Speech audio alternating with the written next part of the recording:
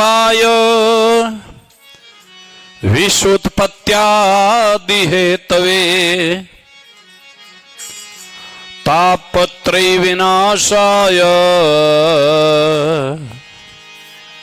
श्री कृष्णाय वयं नमः। ओम परमहंस स्वादित चरण कमल चिन्ह मकरंदाय भक्त जनमानस निवासाय श्री रामचंद्राय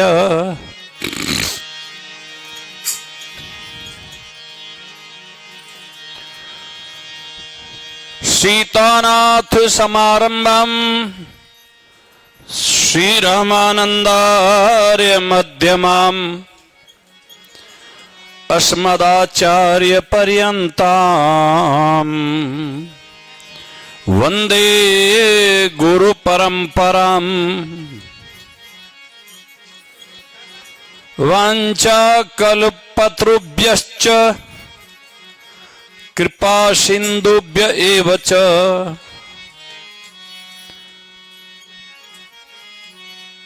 पतितानां पावनेभ्यो वैष्णवेभ्यो नमो नमः।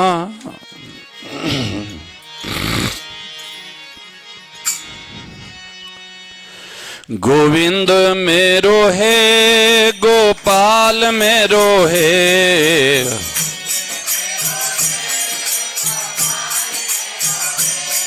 गोविंद मेरो है गोपाल मेरो है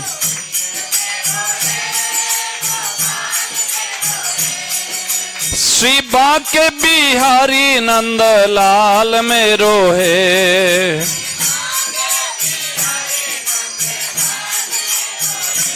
ओ श्री बाके बिहारी नंदलाल मेरो है।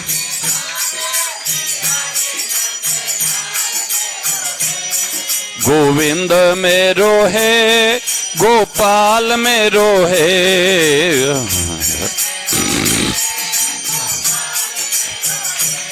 शिवा के बिहारी नंदलाल मेरो है।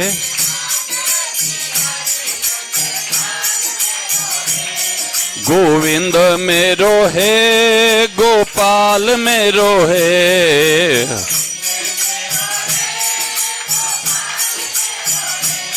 शिवा के बिहारी नंदलाल मेरो है।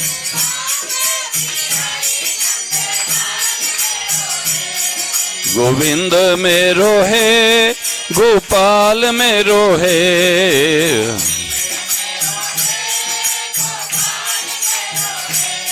शिवा के बिहारी नंदलाल मेरो है।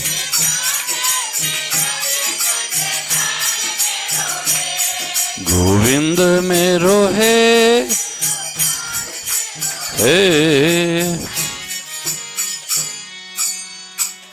श्री रामचंद्र भगवान की मोर मुकुट बंशी वाले की श्रीमद् भागवत महापुराण की वेदव्यास जी महाराज की श्री हनुमान जी महाराज की गौरी शंकर भगवान की जगतगुरु श्री रामानंदाचार्य भगवान की अनंत कोटि सर्व संत वैष्णव भगवान की।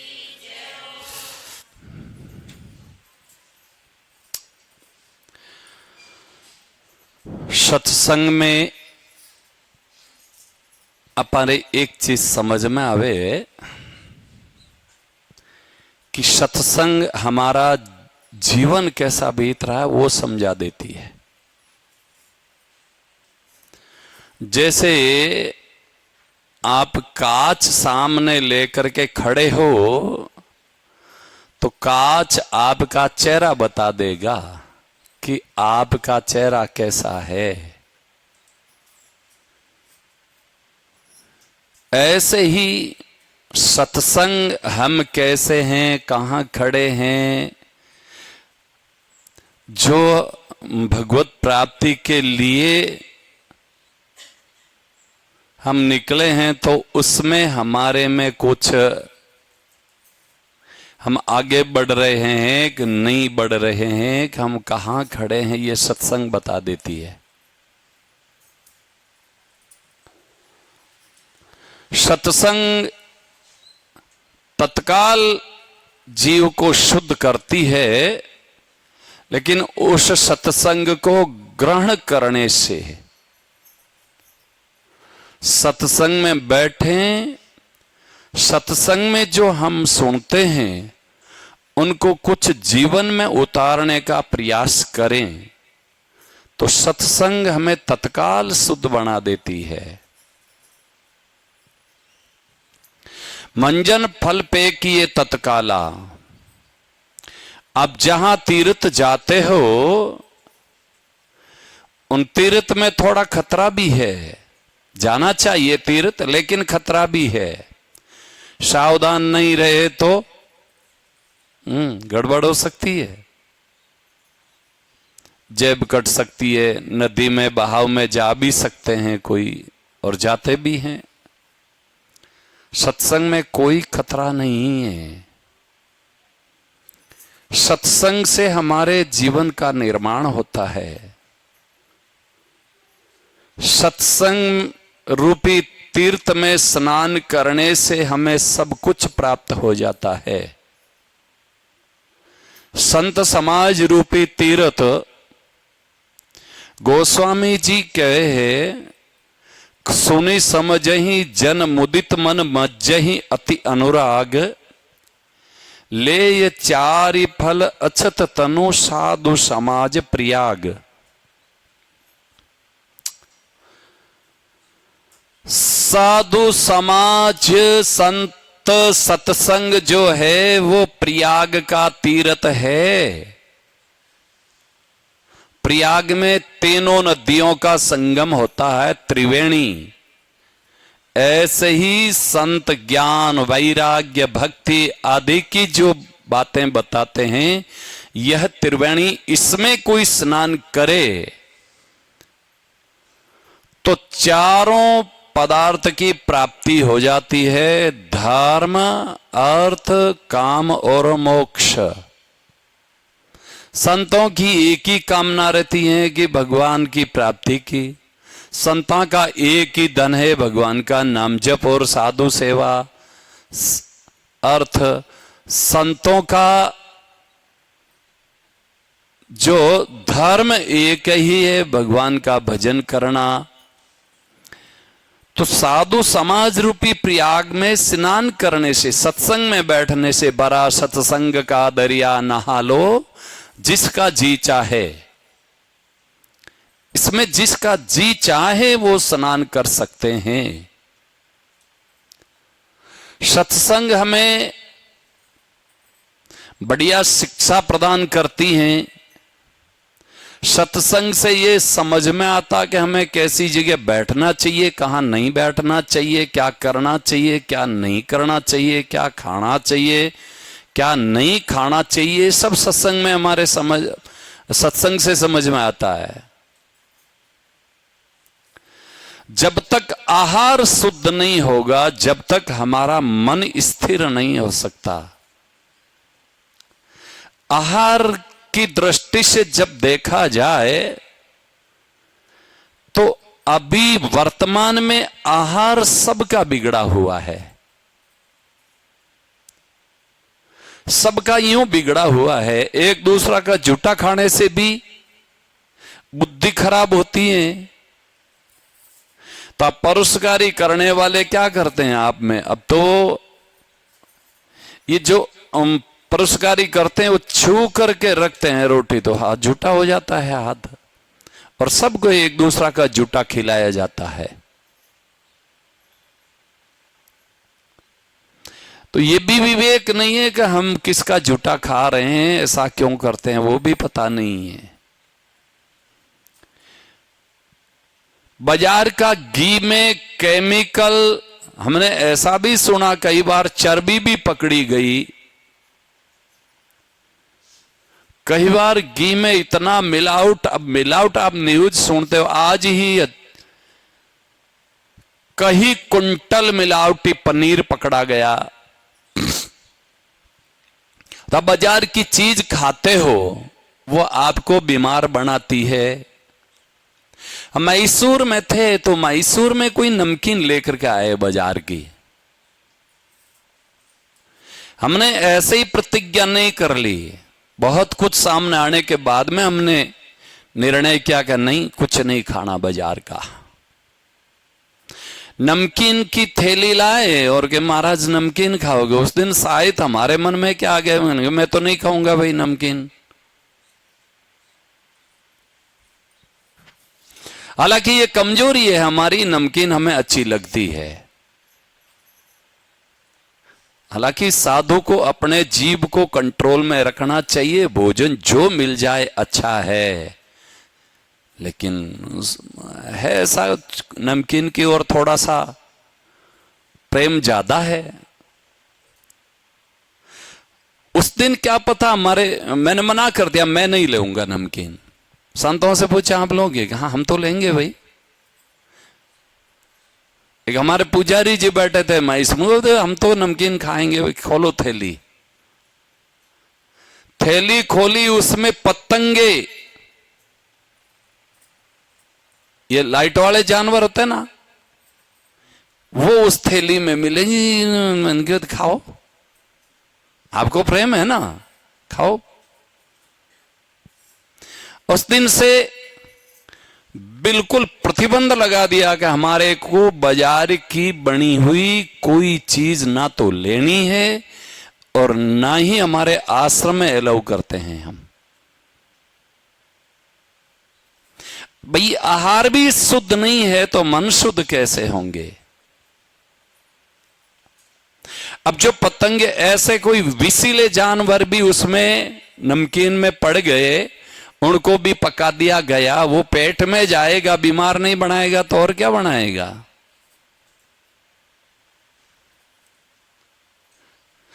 आपको यदि कुछ करना है तो आहार शुद्ध रखो, घर बनाई हुई चीज काम में लो। ये पानी पूड़ी खाते हैं ना, बाहर जाते हैं ऐसे नाक में अंगुलियां डाल करके भी, और पेशाब करके कोई हाथ भी नहीं धोते हैं। कौन धोते हैं हाथ? और इतना मिलावटी, जाए कोई खाने का होश नहीं, कोई जान भी कभी कुछ खाया ही नहीं। भूखे घर के लोग होते हैं, ऐसे टूट पड़ते हैं पानी पूड़ी के ऊपर, थैलों पर भी, मानो कभी जीवन में कुछ खाया ही नहीं है, भूखे घर से निकले हैं। ऐसा जीवन नहीं होना चाहिए। हम आपके लिए बोल रहे हैं, हमारा तो कोई कुछ बिगड़ता नहीं है। आप अपना ख्याल रखते हो, लंबी समय तक स्वस्थ शरीर रहे ऐसा चाहते हो, तो भोजन के ऊपर पूरा ध्यान दो। जीवन अमूल्य है। सत्संग से हमें जो कुछ बातें समझ में, सीखने में आती हैं, उनको जीवन में उतारना चाहिए।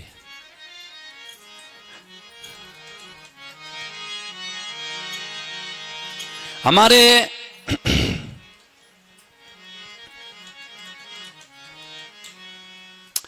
एक उदाहरण आता है, एक कोई अच्छा महापुरुष, राजा के गुरु,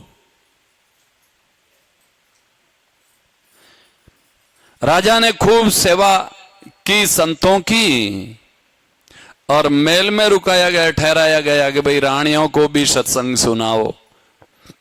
संतों को क्या हो गया कि वो रानी का हार लेकर के रात को निकल गए। लंबी समय तक ये तो करोड़ों रुपयों का हार है और अब कहीं पर जाने की जरूरत ही नहीं। अब राजा गुरुजी के विषय में क्यों सोचें कि हार ले गए?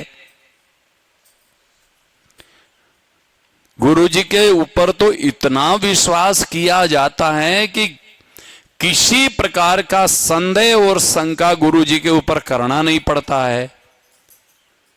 और यदि गुरुजी के ऊपर संदेह किया जाता है तो संपूर्ण धर्म ही नष्ट हो जाता है। इसीलिए तो सोच विचार करके दीक्षा लेनी चाहिए। तो हार लेकर के निकल गए। अब राजा ने निर्दोष लोगों को रिमोट पर लिया कि हार किसने ले लिया, क्या हो गया। अब संत गए, 2-3 दिन से वो खाए हुए अन्न का असर खत्म हुआ। विचार किया, हाय रे राजा कैसी सेवा करते थे, कैसी हमारे उस ऊपर विश्वास कर रहे थे, रानियां राजा सभी हमारा विश्वास कर रहे थे और हम ये हार लेकर के यहां कैसे आ गए। तो वापस गए। आश्रम दूर था, पहले पैदल चलते थे, 3 दिन आने में 3 दिन जाने में लग गए। आए और राजा से कहा कि राजन जो सजा देनी है तो दो, यह हार हम लेकर के गए और निर्दोष लोगों को आपने बहुत सताया होगा। राजा ने सोचा कि गुरुजी हार ले क्यों गए, और ले गए तो वापस क्यों ले आए। यदि चोरी का भाव ही होता तो वापस क्यों लाते, और वापस लाए, अब लेकर के क्यों गए, क्या कारण हुआ। राजा ने कहा गुरुजी हम आपको सजा तो नहीं दे सकते हैं, लेकिन हम आपसे कुछ पूछना चाहते हैं। कि बोलो राजन। कि पहले बात यह बताओ कि आप हार लेकर के क्यों गए। चोरी का विचार होता तो वापस क्यों लाते, रख लेते। हम तो आपके ऊपर संदेह करते ही नहीं। तब संतों ने कहा पहले राजन ये बताओ कि तुमने हमें भोजन करवाया, वो अन्न कहां से आया, मैं ये जानना चाहता हूं। बाद में आपका उत्तर मिल जाएगा।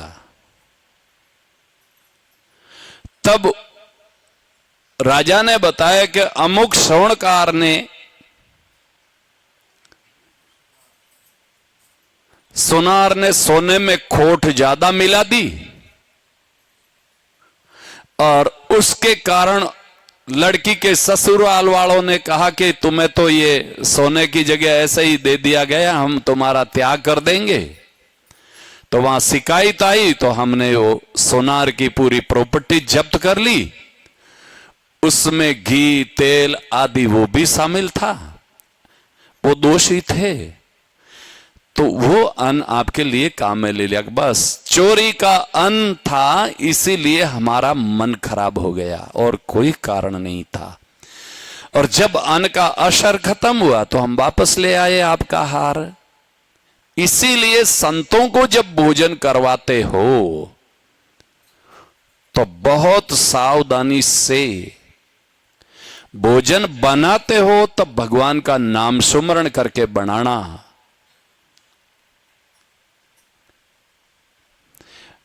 बिड़ला बाइट में हमारा चातुर्मास था, हमारे नजदीकी है। तो वहां एक व्यक्ति ने हमें प्रश्न पूछा, महाराज साधु बने जो भजन करने के लिए बने, भगवान का नाम सुमरण करने के लिए बने, सब तो नहीं लेकिन कुछ लोग उठपटांग का काम क्यों करते हैं।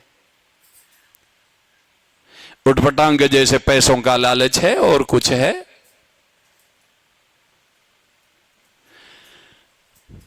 तब हमने कहा मैं शाम को सुनाऊंगा सत्संग में।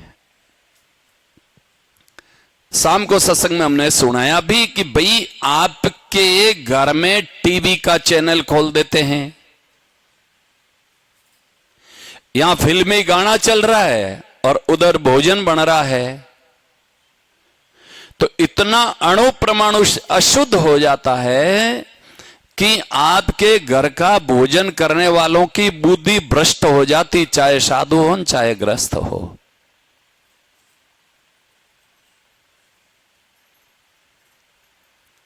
और ये प्रैक्टिकल की बात है। हम जोधपुर गए थे, एक व्यक्ति के घर में हम रुके थे, तो वो बच्ची, मैंने उनसे पूछा कि ये कौन है, कि मेरी बच्ची है। फिर मैंने कुछ खरी खोटी भी सुनाई। मैंने कहा कम से कम हमारी तो शर्म रखती है थोड़ी सी। इसीलिए संतों को जब भोजन करवाते हो, संतों को नहीं, आप सभी भोजन करते हो तो पूरी सावधानी रखो भगवान का नाम सुमरण करने के लिए। अब तो ये माताएं बहनें क्या कहें, इनका तो रसोई में भी फोन, भोजन बनाती बनाती हेलो, मुंह में से थूक उछल रहा है, और वही भगवान को भोग लगाएंगे। क्या है ये? हमारे महापुरुष भोजन बनाते थे, मुंह पर कपड़ा रख करके बनाते, बोलते नहीं थे साहब भगवान को भोग लगाना है, थूक उछल जाए तो अशुद्ध हो जाए। अरे भाई, हम जो अगरबत्ती, ये जो सुगंधित पदार्थ है, पहले हम सुगंध ले लेते हैं तो भगवान के अर्पण नहीं होती वो चीज।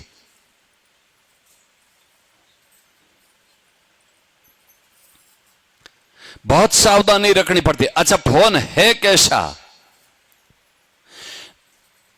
लेटरिन के जो ये बैठते हैं, ऊपर पैर रख करके बैठते हैं, उनको क्या कहते हैं? उनके जितना अशुद्ध है फोन। हां, हमें एक व्यक्ति ने बताया कि महाराज पोटी के जितना अशुद्ध फोन है मोबाइल। मैंने कहा कैसे? हमारे समझ में नहीं आई। तब हम यहां रुके हुए थे, बेंगलुरु की बात है, एक व्यक्ति लेटरिन जा रहा है और फोन बज रहा है अंदर। मैंने कहा यहां ऑफिस में कौन फोन बजा रहा है? तो नाम बताया इन्होंने कि वो गया हुआ है। अब वो लेटरिन का गंदा हाथ लगता है फोन के, कैसा होगा? कितना शुद्ध होगा?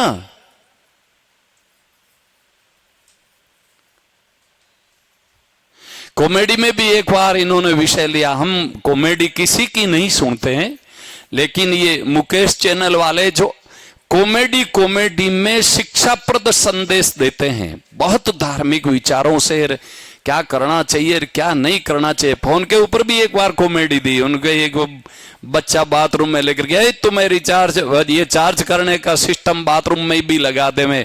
फिर उनका परिणाम बताते हैं कि ऐसा है वैसा है। फिर वो बच्चा कहता है कि हम फोन काम में नहीं लेंगे, अंदर बाथरूम में। अच्छा, आप बताओ, भोजन करते करते दोनों हाथ जुटा होता है, क्योंकि इस हाथ से थाली पकड़ ली और इस हाथ से ऐसे कर रहे हैं, फोन आएगा तो इस हाथ से फोन पकड़ लिया।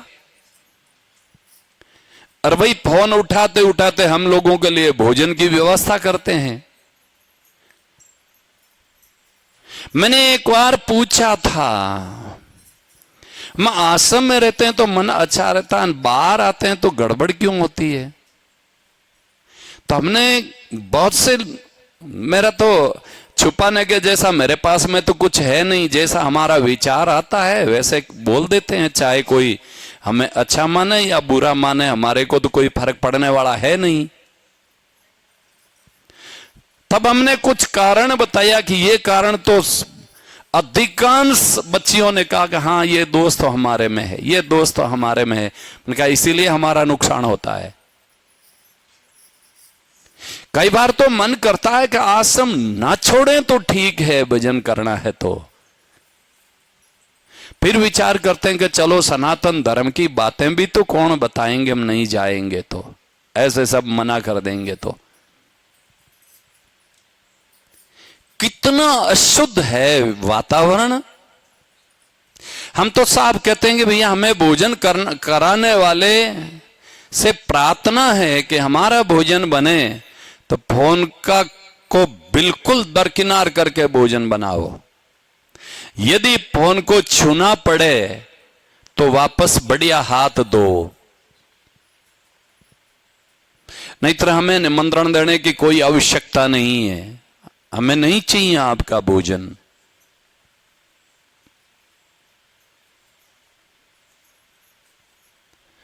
मन का अशुद्धि का मुख्य कारण है कि यह भी है, आहार शुद्ध नहीं है।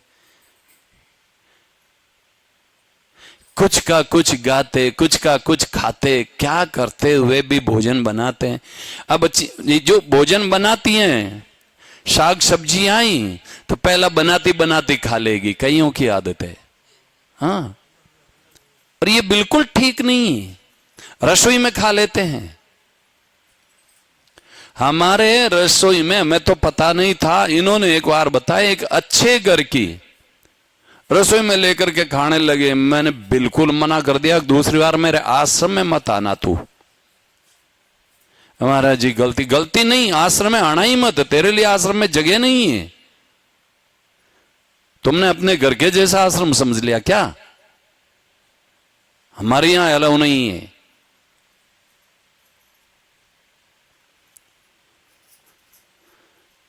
आहार के विषय में बहुत विचार करो, रहन सहन के विषय में इतना विचार करो कि हम कर क्या रहे हैं।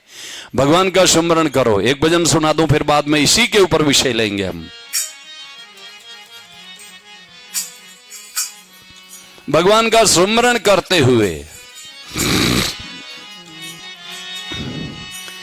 अरे मन रे राधे कृष्णा बोल, तेरा क्या लगेगा मोल रे मन।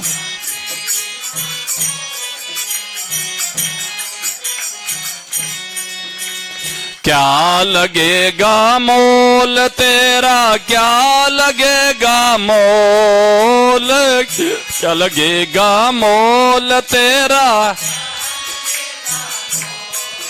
मन राधे कृष्णा बोल, तेरा क्या लगेगा मोल मन।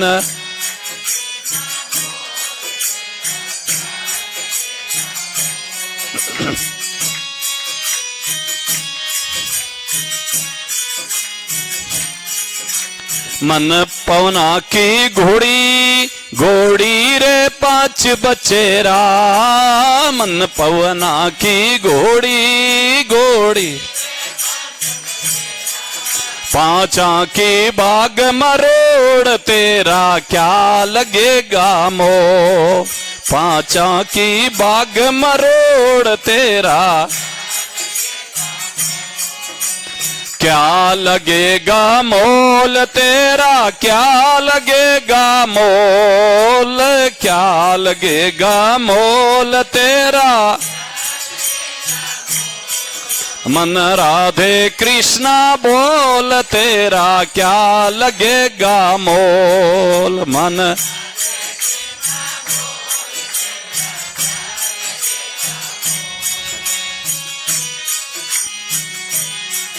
नहीं 5-25 कोस चलना, तेरा हाथ पाव नहीं हलना। नहीं 5-25 कोस चलना, तेरा हाथ पाव नहीं हलना।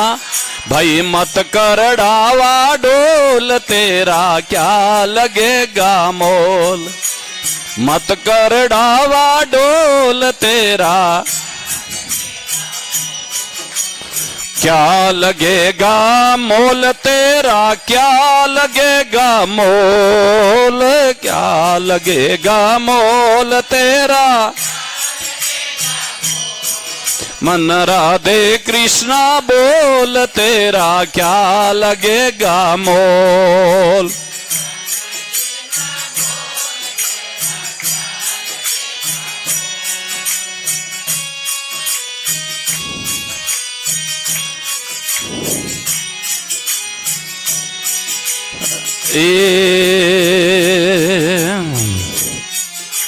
माया है जग ठगणी, इन कोई मत जानो अपनी। माया है जग ठगणी, इन कोई मत जानो अपनी।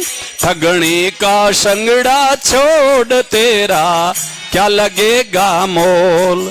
ठगणी का संगड़ा छोड़, तेरा क्या लगेगा मोल तेरा। क्या लगेगा मोल, क्या लगेगा मोल तेरा। मन राधे कृष्णा बोल तेरा क्या लगेगा मोल। मन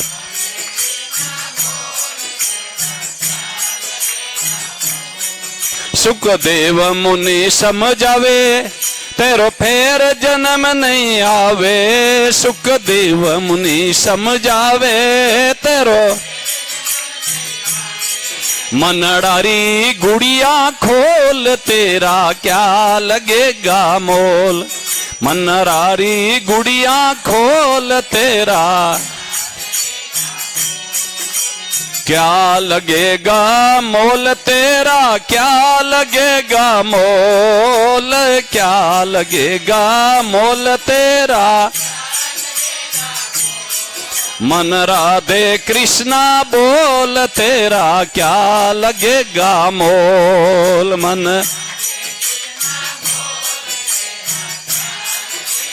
मोल।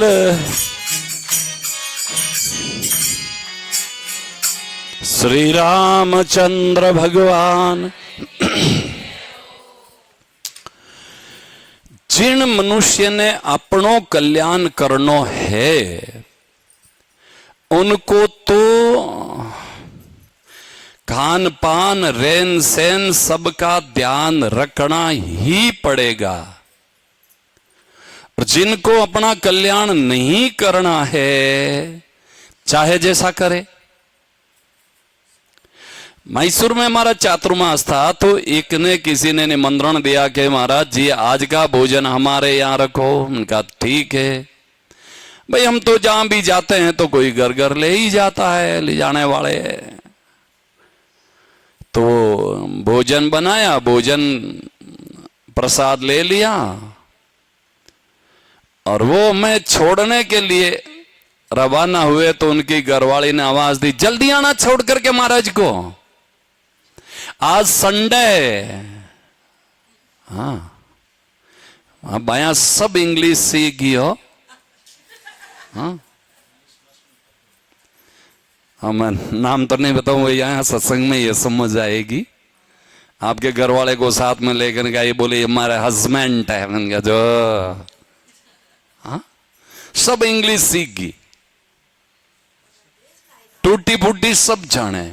संडे क्यों, रविवार कहे तो पवित्र नाम भगवान सूरज का आ जाता है ना, तो इसी लेना नहीं है नाम तो सूर्य का। संडे और मंडे, सोमवार चंद्रमा का प्रायविचिक शब्द है तो उनका नाम पवित्र आ जाए तो इसीलिए मंडे। मंगलवार, मंगल शब्द पवित्र है, नाम ना आ जाए इसीलिए ट्यूसडे। बुद्ध भगवान गजानन जी का भी वार है और पवित्र नाम ही है, उनका भी वेडनेसडे। गुरुवार में शायद गुरु जी का भी नाम आ जाए, बृहस्पति जी पवित्र नाम आ जाए तो थर्सडे। क्या दिमाग हो गया इन लोगों का। पवित्र नाम का भी उच्चारण ना हो। अपनी सभ्यता और अपनी संस्कृति छूट रही है आप लोगों से, आप ध्यान नहीं देते हो। अरे भाई अपने जो भी हमारे वार तिथियां सब में वैज्ञानिक कारण भी है, पवित्र नामों का उच्चारण भी है।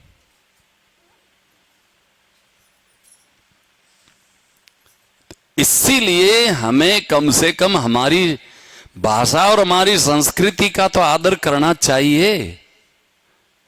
जिस जगह बोलना पड़े तो कोई बात नहीं बोलो, लेकिन जहां आवश्यकता ही नहीं है अपने घर में तो अपनी भाषा बोलनी चाहिए। और संडे जल्दी आना, बच्चे हट कर रहे हैं, होटल में चलना है। तो अब विचार करो, होटल अच्छी है? बताओ होटल का भोजन ज्यादा स्वादिष्ट है कि घर का भोजन ज्यादा स्वादिष्ट है? मसाला वही है, सब कुछ वही है, स्वादिष्ट कौन सा ज्यादा है? तो कहना पड़ेगा होटल वाला ज्यादा स्वादिष्ट है। क्यों? क्योंकि उसमें मिलावट है, उनमें विचारों की मिलावट है। और सड़ी गली सब्जी तैयार करते हैं तो उसमें कीड़ों की मिलावट है।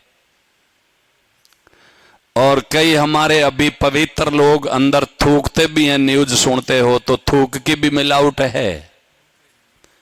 कई पेशाब करे, जूस में पेशाब मिला बेचन डूगा, वो पेशाब की मिलावट, बहुत अच्छा स्वादिष्ट है, पियो खूब। क्या स्थिति बन गई आप लोगों की। इतनी गंदी होटल, घूमने के लिए रिसोर्ट चलो, ये टी शर्ट पहन पहन के शर्म नहीं आती इन लोगों को। इतनी बेशर्म हो गए सब। तुम हिंदू हो, कहां जा रहे हो घूमने के लिए?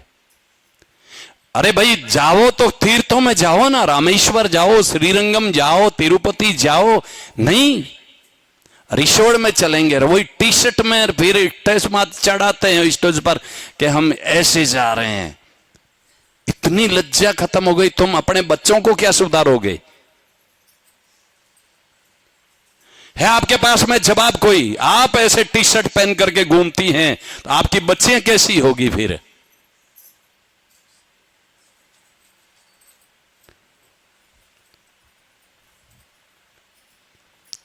अरे भाई, कम से कम आप अपना विवेक को भी नष्ट कर दिया आपने। और वो भी हमने सुना सत्संगी लोग ऐसा करते हैं।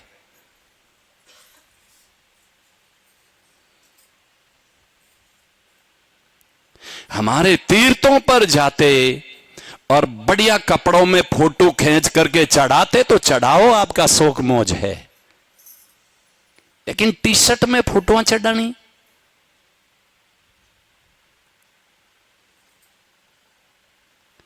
क्या स्थिति होगी आप लोगों की।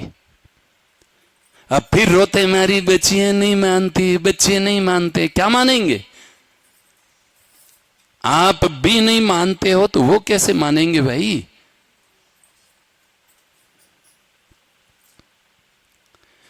जीवन अच्छा बनाओ यदि कुछ आप करना चाहते हो तो।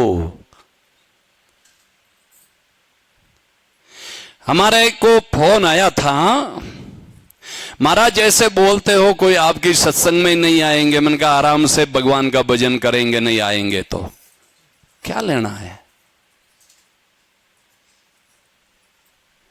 हमारा फर्ज बनता है कि जो भी अच्छी बात है वो सुनाना हमारा फर्ज है। माने तो धन्यवाद और नहीं माने तो जैसा करें वैसा करें, मैं कोई लेना देना नहीं है।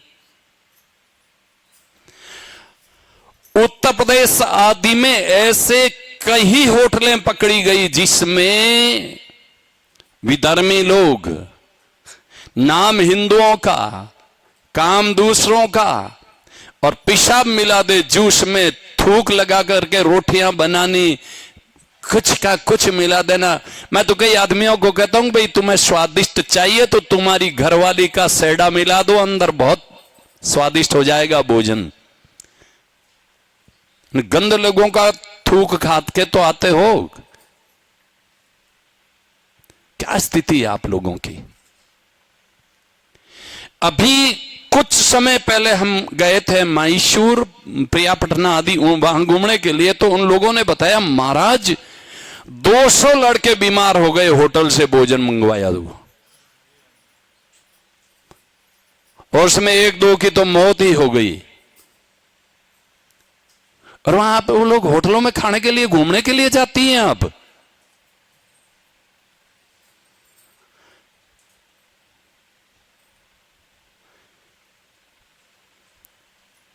बहुत अच्छे। अब हम तो सोचते हैं कि आप अपने धर्म का, रहन सहन का कितना पतन करेंगे, हमें तो यही पता नहीं है। बहुत अच्छा जीवन बनाओ ताकि आपके हाथ के भोजन करने वालों की बुद्धि शुद्ध हो जाए, इतने शुद्ध बनो।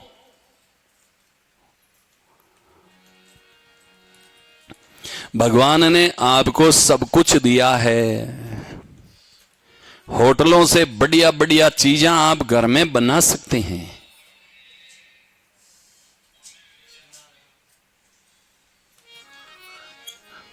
अच्छा जीवन बनाओ। देखो हम जो बोल रहे हैं ना, हमारा इसमें कोई स्वार्थ नहीं है, हमें किसी से कोई लेना देना ही नहीं है। का बहुत असर पड़ता है। जैसा आप संग करोगे वैसा रंग लगेगा। तो अच्छा संग करो, अच्छा विचार बनाओ। आप खाओ पियो मौज करो, इतना ही आपका जीवन नहीं है। आप गृहस्थ में हैं तो आप अपने बच्चों को संस्कार दे करके श्रेष्ठ बनाने की जिम्मेवारी भी आपकी है। केवल खाया पिया ने ऐसा आराम किया रहे, घूमने के लिए गया, वो रिसोर्ट में गया, वो खाया, वो पिया, वो टी शर्ट पहन लिया, वो कर लिया, ऐसे कपड़ों में फोटो दे दी, बच्चों को संस्कार मिलेंगे? ये संस्कार देने का काम है आपका।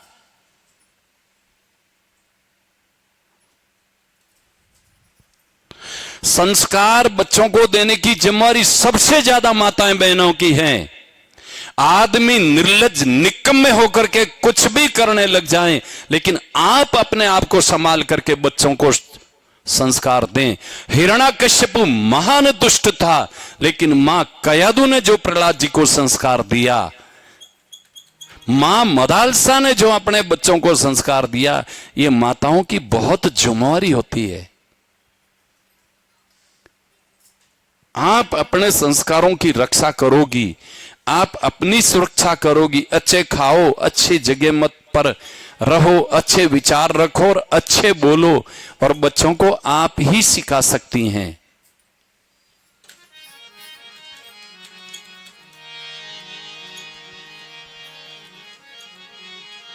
करिए, हमने तो आज कुछ आहार का विषय लेना था, तो आहार के विषय में तो जो बातें आएगी वो तो हम कहेंगे।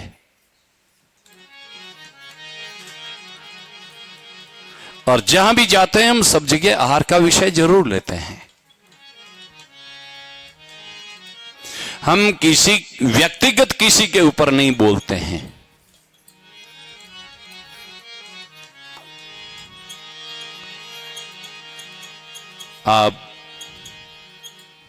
आपने जो कल कथा सुनी कि भरत जी हिरण के मोह में फंस करके हिरण बन गए, और उस हिरण ने भगवान का नाम सुमरण करते करते गंडकी नदी में देह का विसर्जन कर दिया। देह त्याग करके फिर जन्म हुआ ब्राह्मण के घर में। ब्राह्मण के घर में जन्म हुआ तो उनको पूर्व जन्म सब याद हैं कि मैं राजा था, हमने राज्य छोड़ा, मृग के मोह में फंस करके मैं हिरण बन गया, ये सब याद था उनको। तो अब ऐसे रहने लग गए कि एक पागल की तरह, ताकि हमसे कोई प्रेम नहीं करेंगे, हमसे कोई प्रेम नहीं करेंगे तो हम मोह में फंसेंगे ही नहीं। हमारे कई महापुरुष ऐसे हैं जो इस ढंग से रहते हैं कि किसी को कठोर बोल जाते हैं कि ताकि हमारा पीछा छोड़े, हम भजन करें, कोई हमारे पास में ना बैठे। ऐसे ही कई महापुरुष ऐसे बोल जाते हैं, क्योंकि जितनी ज्यादा भीड़ होती है तो भजन साधन में कमी आ जाती है। तो कहीं महात्मा ऐसे जानबूझ करके ऐसे करते हैं कि भाई हमारा भजन की सुरक्षा रहे और हमारे से जनता दूर रहे, हम जनता से बहुत दूर रहें। ऐसे कई महापुरुष है। कई महापुरुष ऐसे हैं कि भाई जो हमें कुछ मिला है वो हम जन जन तक पहुंचा करके जीवों को भगवान से जोड़े हैं। कई महापुरुषों के ऐसे विचार होते हैं। तो उनका नाम भी भरत जी था, लेकिन पागल की नहीं रहने के कारण उनका नाम जड़ भरत हुए, जड़वत रहने लगे। एक गायत्री मंत्र 6 महीना सीखा है, लेकिन वो तो बोले ही नहीं। ऐसा नहीं कि उनकी याददाश्त ही नहीं थी, लेकिन अपनी जो रहना ही ऐसे ही है, किसी से मिलजुल के रहना ही नहीं। माता पिता दुखी होने लगे, ये ब्राह्मण के पास में विद्या होनी चाहिए, अब ये इनका भरण पोषण कैसे होगा। ब्राह्मण को विद्वान होना अत्यंत जरूरी है। ब्राह्मण के शिखा होनी चाहिए, जनेऊ और संध्या, कम से कम त्रिकाल संध्या नहीं तो 2 टाइम की संध्या जरूर करें, ताकि कोई यजमान दक्षिणा दान जो प्रदान करें उनको हम पचा सकते हैं। बाबा जी के लिए भी नियम है, संतों को भी इतना भोजन करना चाहिए कि जो संसार वाले भोजन करवाते हैं उनको पचाने की क्षमता प्राप्त हो। हमारी कहावत है, संसारी के टुकड़े 9 आंगल दांत, भजन करे तो बच जाए नहीं तर फाड़ दे आंत।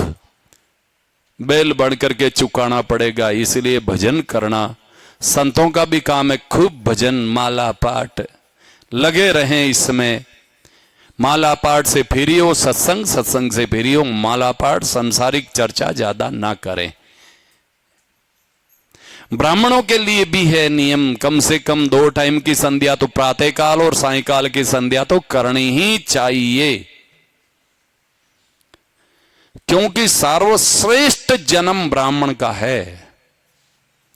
गीता जी में भगवान कहते हैं कि भाई मैं सबको प्राप्त हो जाता हूं, स्त्री वैश्य शूद्र आदि, इनमें से भी कोई मेरी प्राप्ति के लिए कोशिश करें, प्रयास करें, तो हम उनको भी अपना लेते हैं। फिर ब्राह्मण और राजर्षि होकर के भजन करें, उनके लिए तो कहना ही क्या है। ब्राह्मण का शरीर भगवान के नजदीकी का शरीर है, भगवान को प्राप्त करना चाहे तो। तीनों वर्ण ब्राह्मण को अपना गुरु मानते हैं, जगत गुरु ब्राह्मण कहलाते हैं। वह ब्राह्मण को अपने आप को संभालना अत्यंत जरूरी है।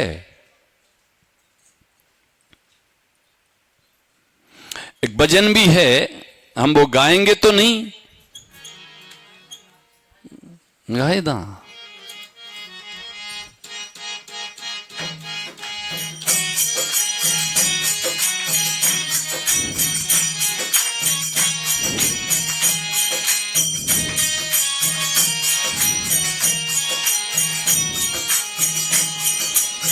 जबान जैसी प्यारी जगत में, जबान जैसी खारी क्या।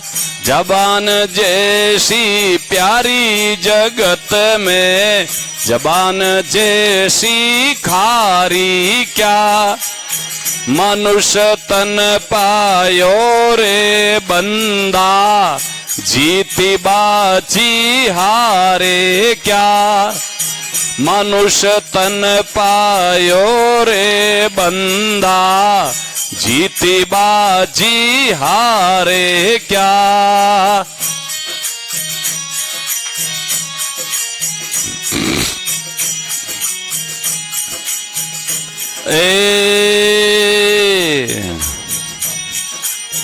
ब्राह्मण होकर वेद न जाने, वो ब्राह्मण ब्रह्मचारी क्या। ब्राह्मण होकर वेद न जाने, वो ब्रह्मचारी क्या। साधु होकर चेल्या राखे, वो साधु तपधारी क्या। साधु होकर चेल्या राखे, वो साधु तपधारी क्या। जबान जैसी प्यारी जगत में, जबान जैसी खारी क्या, जबान जैसी प्यारी जगत में, जबान जैसी खारी क्या।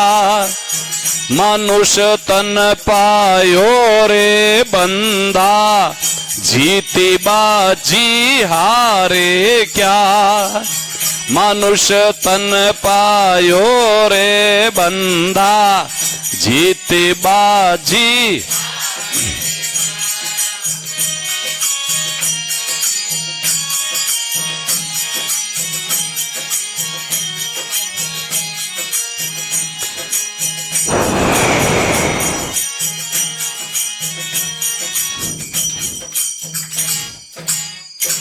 इतना ही लेंगे, एक चरण ही। ब्राह्मण संध्या वंदन एवं गायत्री नहीं करता है तो वो ब्राह्मण द्विज कहलाने के लायक नहीं है। ब्राह्मण तो है लेकिन द्विज कहलाने के लायक नहीं है। साधु होकर चेली राखे, बनाने का, दीक्षा देने का मनाही नहीं है। चेलियां राखे साथ में 24 ही घंटा लेकर के घूमे तो वो साधु तपधारी क्या संदेह के घेरे में रह जाते हैं। और कई महापुरुष है, अपने मन के ऊपर नियंत्रण है तो उन महापुरुषों को प्रणाम में वो साथ में रख भी सकते हैं, अपना जीवन बना भी सकते हैं। हम उनको प्रणाम करते हैं, हम किसी के विरोधी तो नहीं है, लेकिन हमारे जैसों को तो नहीं रखना चाहिए, साथ में नहीं रखना चाहिए। ये हमारे महापुरुषों ने ऐसी बात कही है। जो साधु होकर चेली राखे, साथ में रखने के लिए मना किया गया है, वो साधु तपधारी क्या। जबान जैसी प्यारी जगत में, इस जबान से कोयल बोलती है, कौवा भी बोलता है। हमारे एक कहावत है कि कागा किसको धन हरे, कोयल किसको देत, जी बढ़िया अमृत वसे जग अपनों कर लेत। कौवा बोलता है तो अरे इनको भगाओ रे, बहुत समय से काऊ काऊ कर रहा है। और कोयल बोलती है तो आहा, इतनी मीठी बोलती है। हाँ, सुगन मनाती है ना तो बाया भी कही है, कागला रे मार बीरो आवे तो उड़ जाजे, यूं नहीं काट बैठो रह जाए।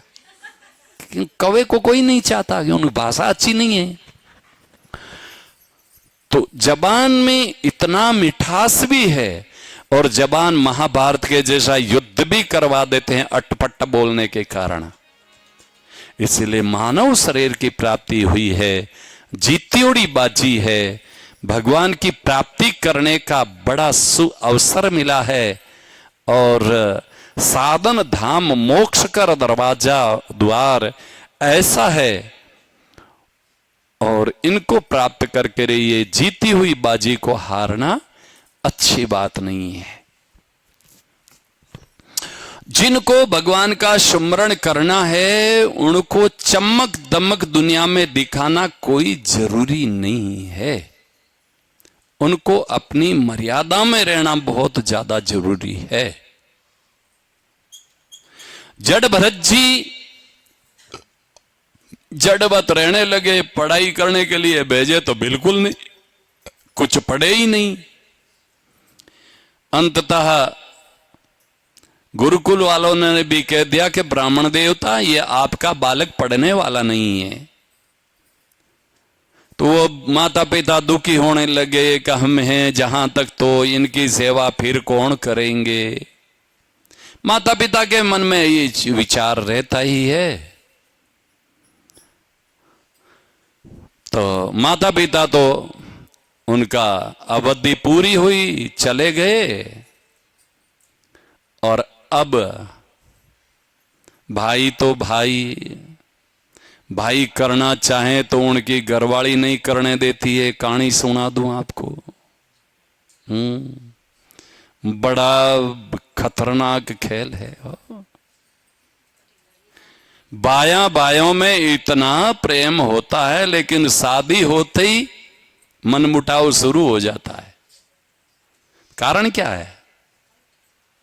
वो घरवाली, और क्या कर, पता सबको है, वो नहीं करने रहने देती हैं एकजुट। नहीं तो भाइयों भाइयों में तो प्रेम पहले पहले तो मनमुटाव नहीं था, शादी के बाद में क्या हो गया। तो भाइयों का तो मामला ही कुछ और है। दो भाई थे, अलग अलग हो गए, क्योंकि देवियां तो देवियां है। मैं आपके भाई कुछ करता नहीं, हमारे नहीं पटती है, दिवरानी से नहीं पटती है, दिवरानी बोलती है जेठानी से नहीं पटती है। हाँ, दूसरों से पड़ोसियों से पट जाती है, लेकिन दिवरानी जेठानी की आपस में नहीं पटती। भगवान जाने के क्या बीमारी है ये, और पड़ोस में पटती है सबसे। यही तो दुर्भाग्य है समाज का। तो अब दोनों भाई अलग अलग हो गए। छोटा भाई था, उनका भाग्य ऐसा ही था, तो कुछ कमाई हुई नहीं, फसलें हुई नहीं, अब घर में खाने के लिए कुछ था नहीं। तो छोटे भाई ने सोचा कि मैं बड़े भाई से कुछ मदद ले आऊं, 2 दिन से हम भूखे हैं। भाई सामान मिल गया, बोले कहां जा रहा है रे? कि भाई मैं आपके ही घर आ रहा हूं, 2 दिन से बाल बच्चे भूखे हैं, कुछ भी नहीं है। कि तू चाल घर, तेरी भाभी जी है ना, उनसे बोल देना भोजन करवा देगी, और जब तक मैं आऊं कुछ दूंगा तेरे को। अब वो गया तो भाभी जी बातचीत करी इनके, भाभी जी कुछ खाने कोई नहीं है।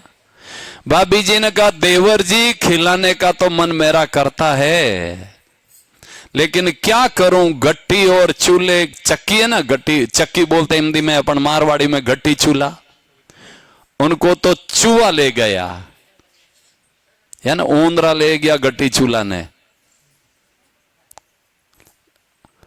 उन्होंने मन में आई कि चलो इनका खिलाने का मन नहीं है तो मदद क्या करेंगे, भोजन भी नहीं करवा सकती है, तो वापस निकल गया। भाई रास्ते में वापस मिल गया, वो तो जल्दी आया वापस, पता था कि मेरी घरवाली कैसी है, शायद उनको भाई को भोजन भी नहीं करवाएगी।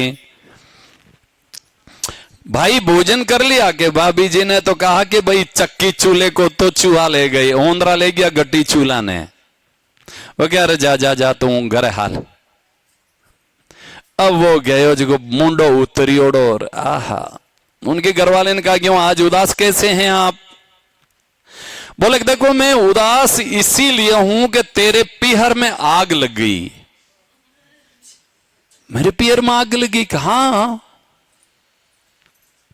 सब जल करके खाक हो गया, कुछ नहीं बचा,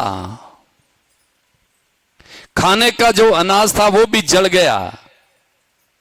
तब उन्होंने कहा मेरे पीहर में कुछ मदद करो ना, अपने पास में खूब है। ओ बोले ठीक है चलो करें मदद। तो एक गाडो भर अनाज रो, और वह छानने से छुपके से, चांदी के सिक्के होते थे पहले रुपए, खूब सारे पैसे थैली भर और धान में गाल दे। साथ छोरा ने भेजियो कि मामा ने कह दीजिए कि मैं रुपया गा लिया भाई मां। घर वाले से छुप करके अंदर रुपए डाल दिया अनाज में। अब वो ले गए अपने भाई के घर और कहा कि ये बैल और ये गाड़ी तेरी।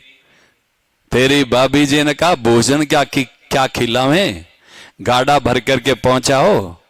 तो ये खूब गेहूं है और इसमें कुछ तेरी भाभी ने कुछ पैसे भी डाल दिए हो तो ध्यान कर लेना। वो जानता था पियर के नाम पर तो वो कुछ डालेगी। अब वापस आए तो उन्होंने पूछा कि पहुंचाए क्या? अरे पहुंचाए क्या, चील आई जी को झपट करके बैलों सहित गाड़ी को ले गई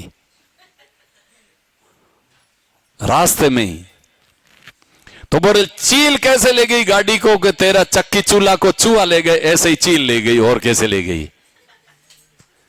मेरे भाई के लिए तूने भोजन नहीं करवाया और तेरे भाई के लिए गाड़ा भर करके अनाज खिलावे तो भी खा जावे और कुछ नहीं खिलावे तो भी पड़े रहे। जड़ भरत जी ने सोचा कि अब मेरी साल संभाल लेने वाले कोई नहीं है, अब हम यहां से चल देवें तो हमारे को ढूंढने के लिए कोई आने वाला नहीं है। अब घर छोड़ करके निकल गए, जंगल में चले गए। भगवान का खूब सुमरण करें।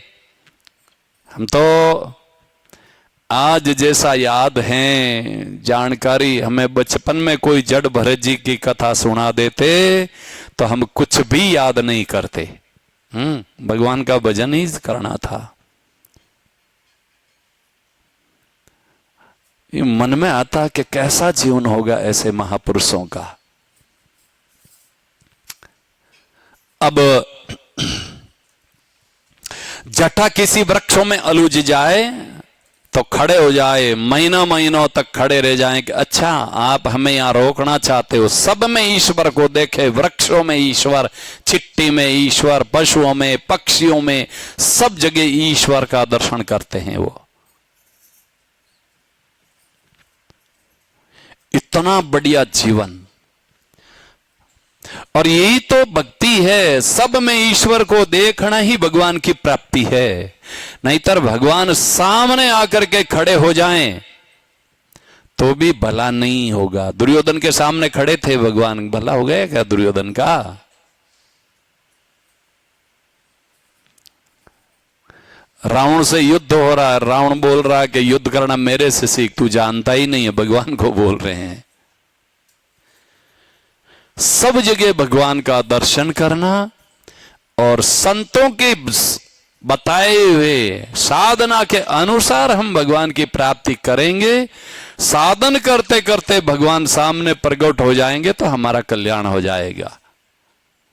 बिना साधन किए भगवान के दर्शन होने पर भी हमें जो लाभ मिलना चाहिए वो नहीं मिलता। यदि मिलता तो शूर्पणखा को भी मिल जाता,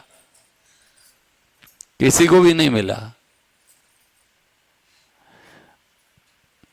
इसीलिए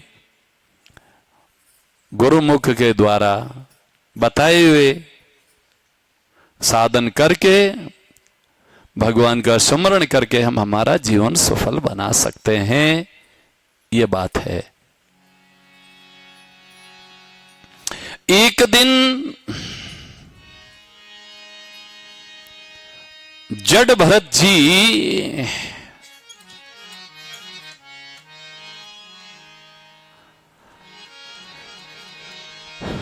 एक बढ़िया टीले पर बैठे थे। बढ़िया पूर्णिमा की रात्रि। वहां कुछ ऐसे भी लोग होते थे देवी के नाम पर मनुष्य की बलि देते थे। तो वहां के सरदार जो हो, गुंडों के बदमाशों के सरदार, वो किसी एक मनुष्य को पकड़ करके लाए बलि देने के लिए। और उनको पता चला जो वो तो भाग गया और समय हो गया बलि देने का। तो उन सरदार ने उन अपने सेवकों को भेजा, जाओ किसी भी मनुष्य को पकड़ करके लाओ, बलि देनी है, देवी की पूजा करनी है। तो ये हमारे जड़ भरत जी बैठे थे, तो इनको पकड़ लिया कि चलो। अब जड़ भरत जी तो सब में भगवान का दर्शन करने वाले, किसी को मना नहीं करते, चले गए साथ में।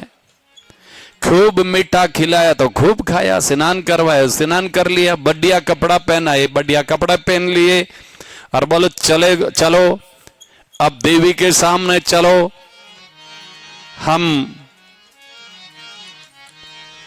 अब बलि देंगे। वो तैयार हो गए, गर्दन झुकाओ, झुका दी। तलवार खींची, जैसे ही जड़ भरत जी की गर्दन काटने के लिए उस समय में देवी के प्रतिमा जलने लगी और देवी प्रकट हो गई और हाथ से तलवार छीन करके सब उन गुंडों को और उन गुंडों के सरदारों की गर्दन काट ली कि वैष्णव की हत्या यहां।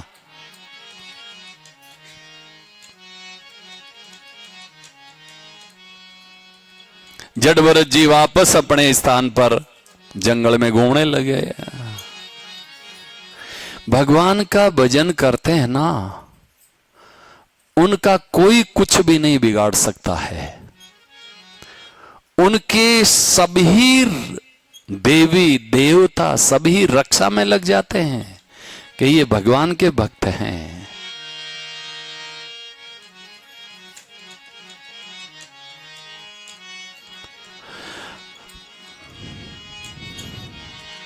भगवान का भजन करने के लिए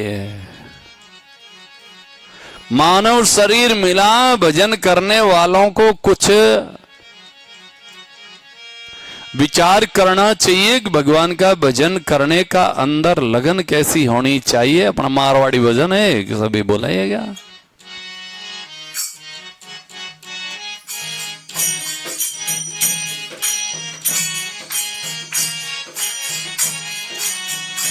माने राम भजन रो को डलाओ मेले शाह जी मेले शाह।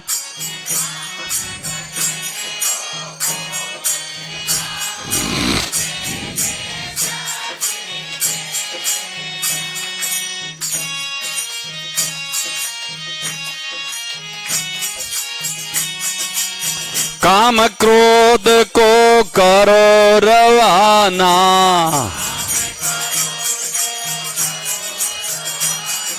गुरु चरणा में धर लो ध्याना।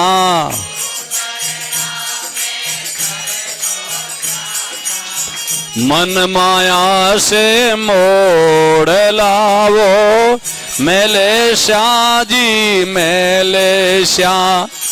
मन माया से मोड़ लावो माने राम भजन रो को डलावो मेले श्याम जी मेले श्याम। माने राम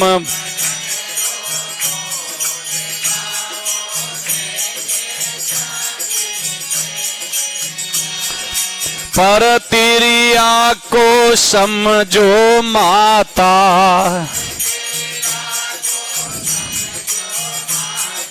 पर धन मत लो अपने हाथा।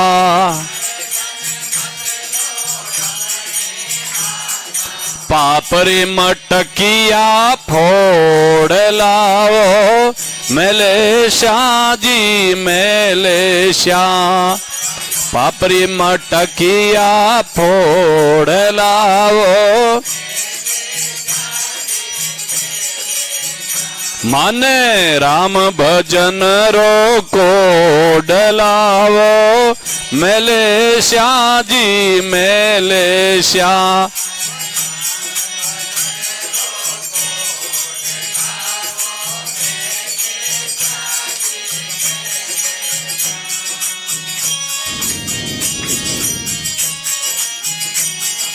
जीवत मरे सो जुग जुग जीवे,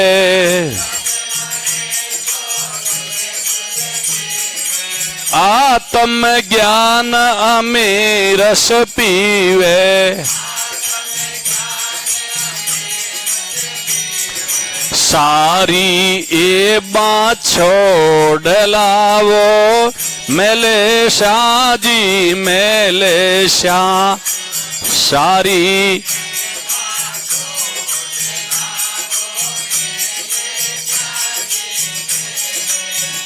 माने राम भजन रो को डलाओ मेले श्याम जी मेले श्याम।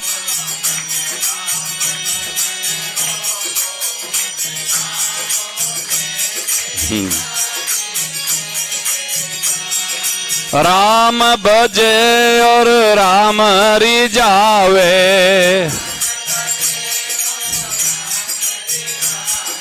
भव सागर से वे तीर जावे,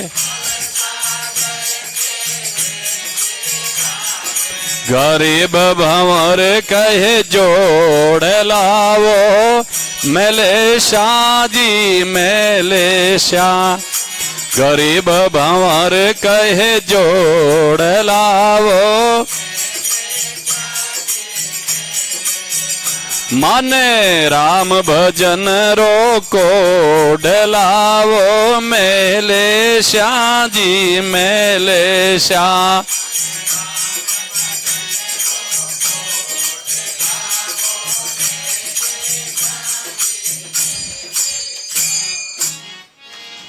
श्री रामचंद्र भगवान की। भगवान के भजन का अंदर उत्साह से भगवान का भजन करना चाहिए। उनमें कुछ शर्तें हैं कि काम क्रोध को करो रवाना, काम क्रोध आदि दुर्गुणों को छोड़ करके और गुरु चरणों में धर लो ध्याना। हमारे ज्ञान गुदड़ी में कबीर साहब बोल रहे हैं, प्रथम ध्यान गुरु का कर भाई।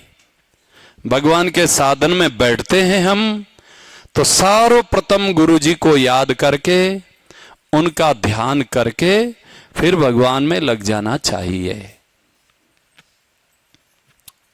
तो गुरु चरणों में धर लो ध्याना, मन माया से मोड़।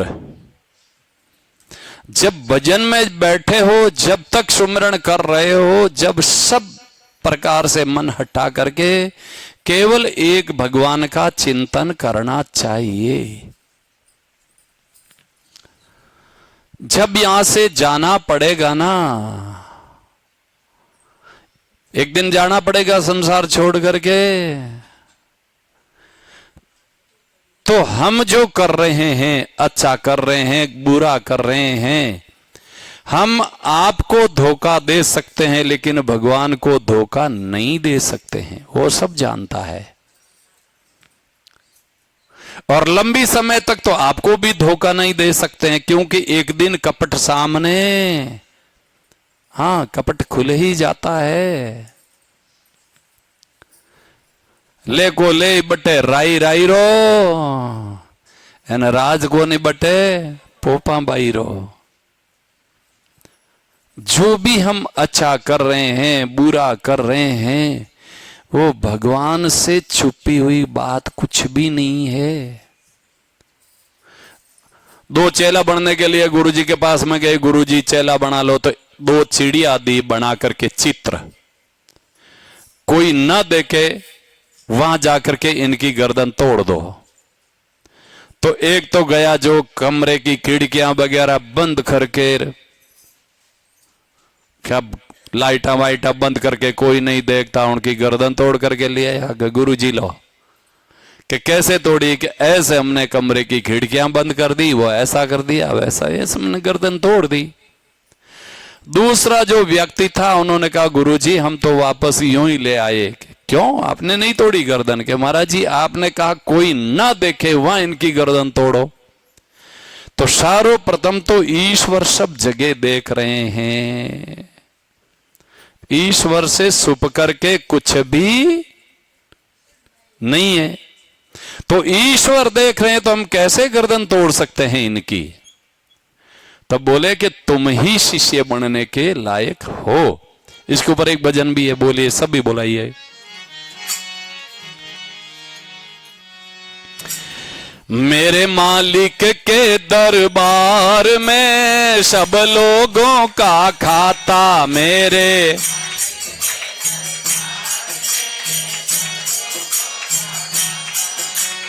जो जैसी करनी करता है वैसा ही फल पाता। मेरे मालिक के दरबार में, मेरे मालिक के दरबार में सब लोग,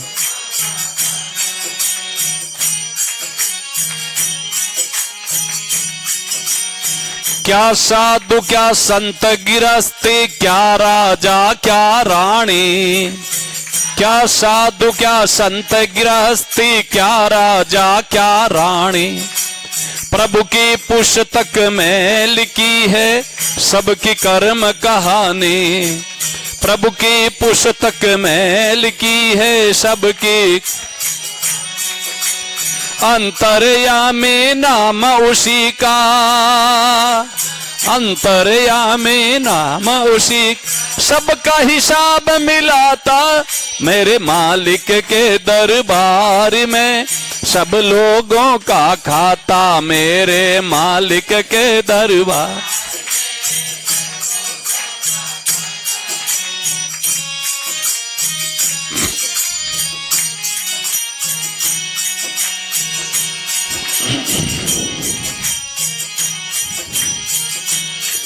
आज चले नहीं उसके आगे रिश्वत, चले नहीं चालाकी, आगे रिश्वत चले नहीं चालाकी। लेन देन की उसकी बंदे रीत बड़ी है बाकी, लेन देन की उसकी बंदे रीत बड़ी है बाकी। इसीलिए दुनिया का वो जगत पिता कहलाता मेरे मालिक के दरबार में, सब लोगों का खाता मेरे मालिक के दरबार। जो जैसी करनी करता है वैसा ही फल पाता मेरे मालिक के दरबार में, सब लोगों का खाता मेरे मालिक के दरबार।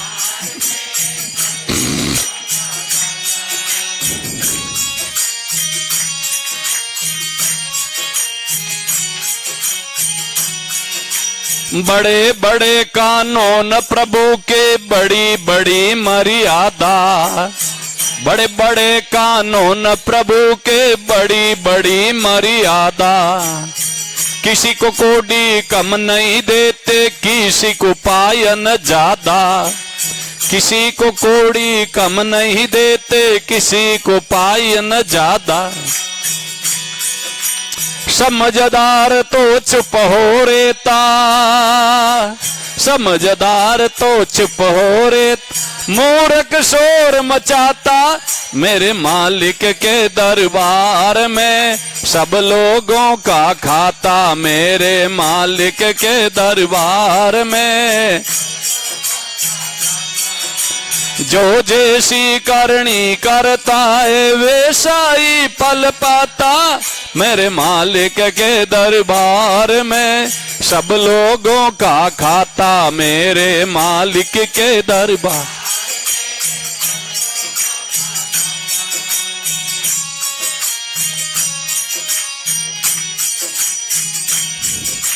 उजड़ी करनी करिए बंदा, कर्मन करिए काला, उजड़ी करनी करिए बंदा, कर्मन करिए काला।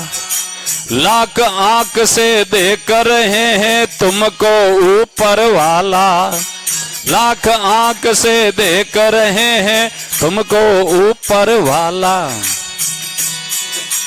उन प्रभु की पैनी नजरा से, उन प्रभु की पैनी नजरा से कोई नहीं बच पाता मेरे मालिक के दरबार में, सब लोगों का खाता मेरे मालिक के दरबार, सब लोगों का खाता। जो जैसी करनी करता है वैसा ही फल पाता मेरे मालिक के दरबार में, सब लोगों का खाता मेरे मालिक के दरबार।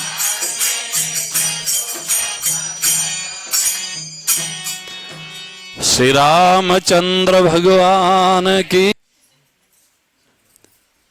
गोनो मरगो जाइन बाईजी शिकायत करी पोपा बाईओ के बाई सा मारो गोनो मार दियो, सेठ री दीवार पड़ी जी को। सेठ ने बुलाइन क्यों रे एड़ी हड़की दीवार कटाई बदमाश, ओ तो गोनो ही सोन मिनक वे तो मिनक मर जातो थन फांसी वेई। सेठ कहो कि मारी गलती कोनी, हूं तो कारीगर ने रुपया दिया है, खंडा हाउल कौन छे रुपया मैं कहीं करूं, तो लाओ कारीगर ने। कारीगर ने कहो थाने फांसी वही। कारीगर कहो कि मैं तो खंडा हाव हाउल छे पिया, पण पैस गारिया है जी को गारो गीलो कर दियो, पानी हल्लो कोड़ दियो, जो खंडा छिपिया कोनी मैं कहीं करूं। पैस गारिया ने बुलाया और कहो कि भाई यूं गारा गीला कर दो, मसाला होल बनावो कोनी, खंडा होल छिपे कोनी, भेंता पड़ जा, गोनो मर गो, मिनक मर जा तो थन फांसी वेई के। पेशगारिया कहो के मारी गलती कोनी के, तो मैं अटने तो गारो मसालो बनाओ तो अटने सेठा रे बेटा री बहु श्रृंगार करन, पायल बाजनी छम छम छम करते निकलती जी, मैं उठी ने मुंडो फाड़ दे तो कौन आए जीते पानी हलो गुड़ी जाता।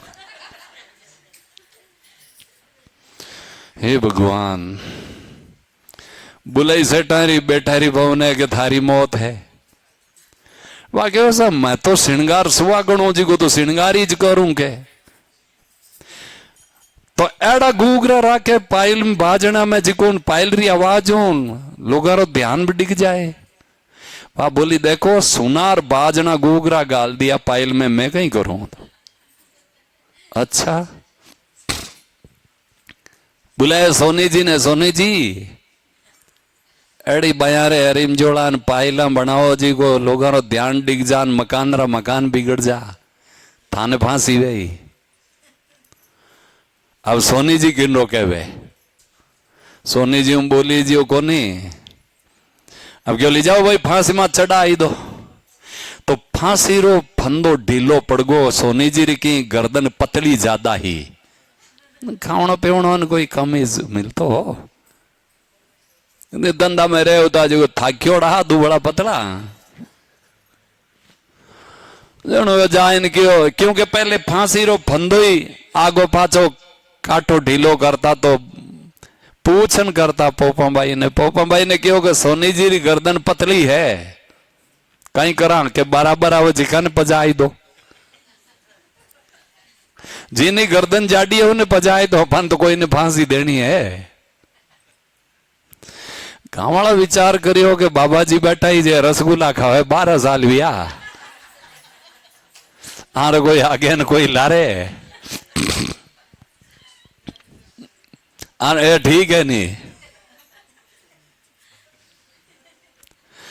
बाबा जी ने पकड़े, चलो बाबा जी को क्यों फांसी भाई कि कहीं गलती के बस आइज गलती, रसगुल्ला हल्ला खाई लिया। भगवान रो भजन करियो कोनी, शरीर इस बढ़ायो करो। हे भगवान, अब फांसी दे जन अंतिम इच्छा पूछे कि तानी अंतिम इच्छा कहीं है कि गुरुजी मिलनो। अब गुरुजी याद आया,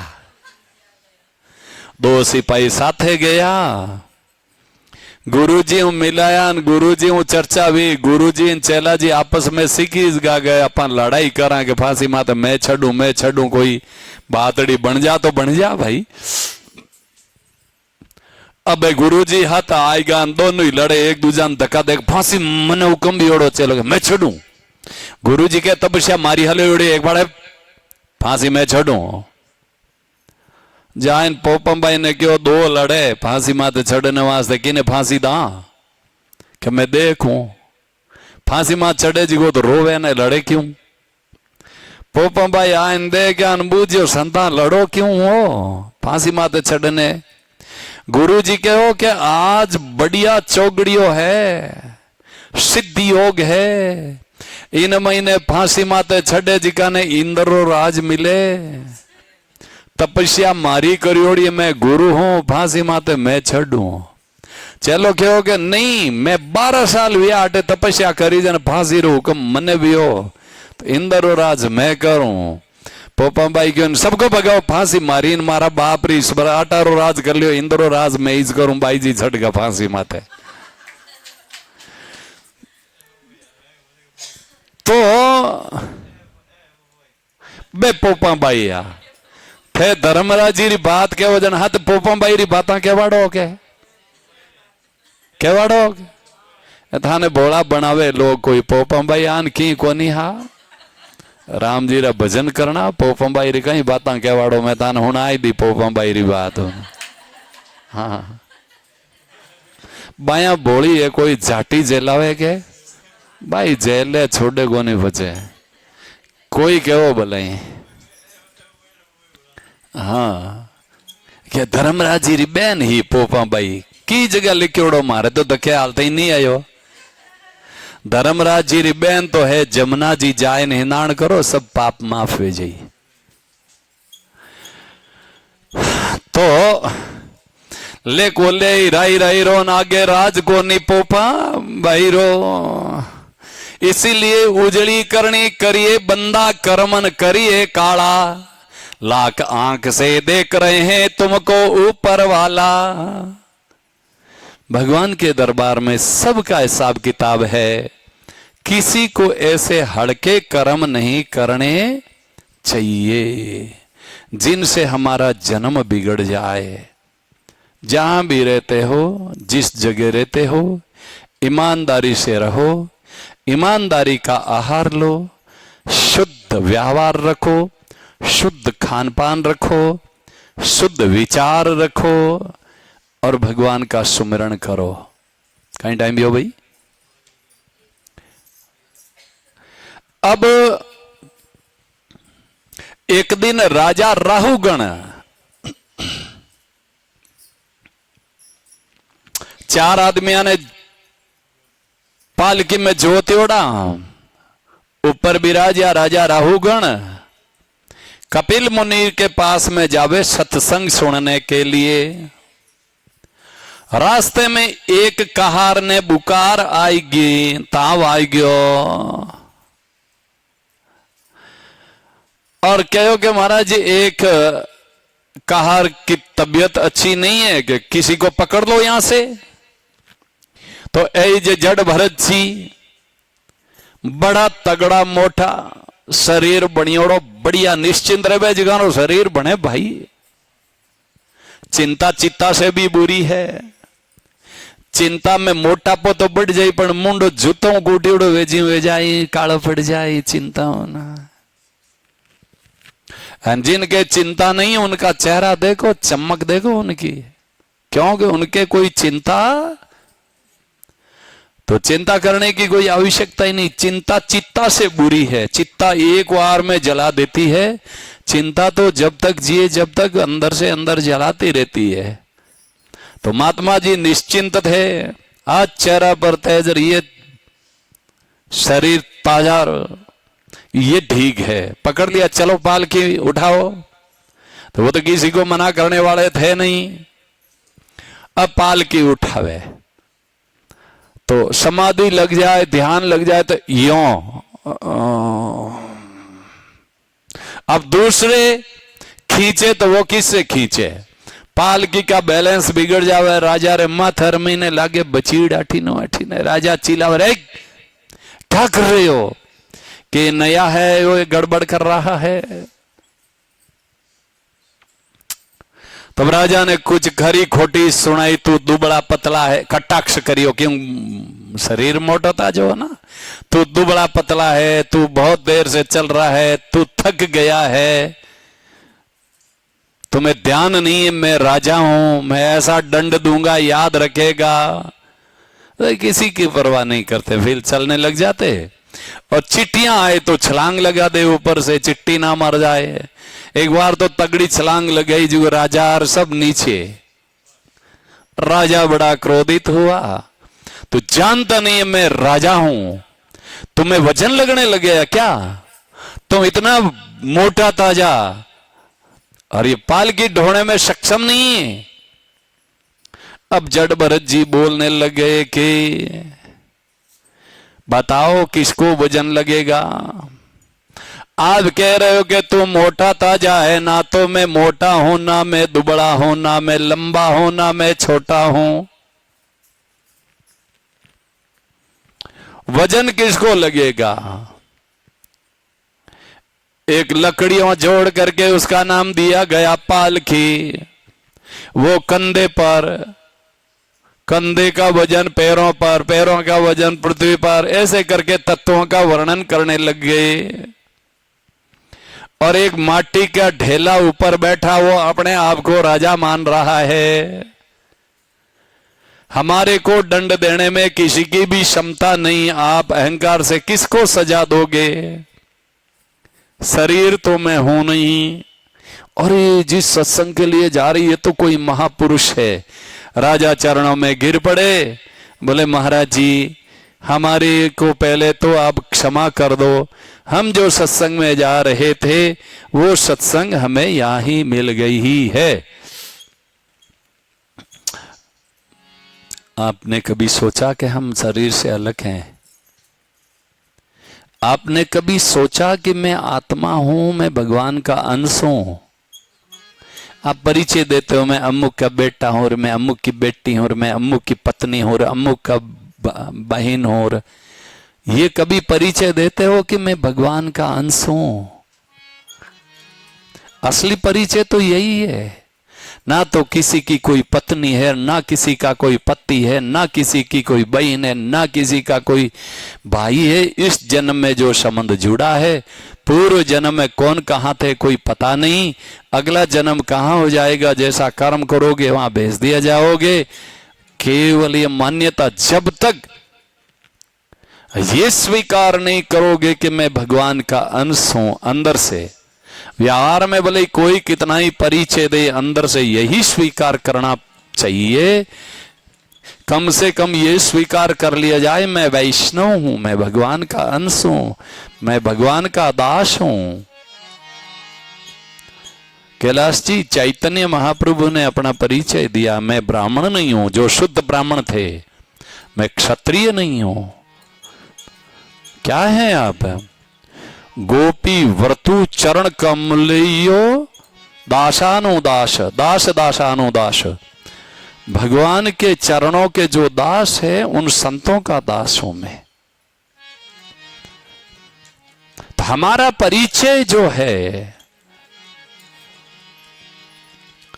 जब तक हम सांसारिक परिचय, संतों के सामने जाने पर तो अपना परिचय यही देना चाहिए, मैं वैष्णव हूं, अमुकदास अमुकदासी हमारा नाम है और हम भगवान के हैं, ये परिचय देना चाहिए।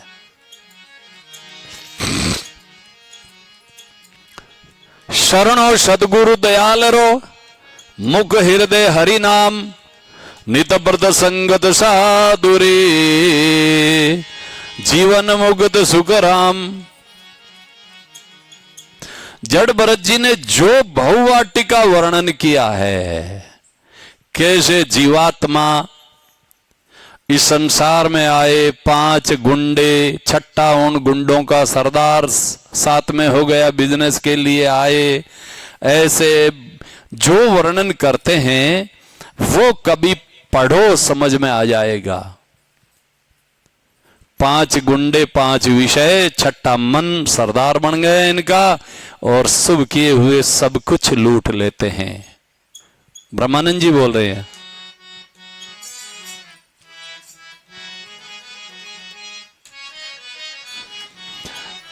मुसाफिर जागते रेणा, नगर में चोर आते हैं, संभालो माल अपने का, बांध कर धरो सिराने में, जरा नींद गफलत में चोर गठुरी उठाते हैं, छीन करके ले जाते हैं। अंदर ही बैठे काम क्रोध लोभ आदि गुंडे, वो शुभ कर्म किए हुए लूट लेते हैं, सावधान रहना चाहिए।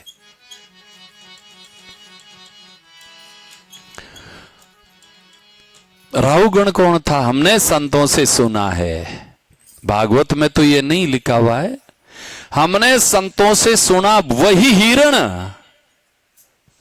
जो संतों की गोद में खेला, जो भरत जी महाराज ले गए उस हिरण को, वही हिरण उन संतों का स्पर्श प्राप्त किया, संतों की गोद में खेला, उस पुण्य के प्रभाव से वही राजा राहुगण बना। और वही भरत जी हिरण से ब्राह्मण बन करके फिर उन्हीं भरत जी की शरण में आए, और भरत जी ने पहचान लिया कि वही मृग शावक जो राजा बन करके आए हैं, और उनको ज्ञानोपदेश देख करके भजन में लगा दिया। खूब भजन साधन करना चाहिए, एक भजन बोल दे में फिर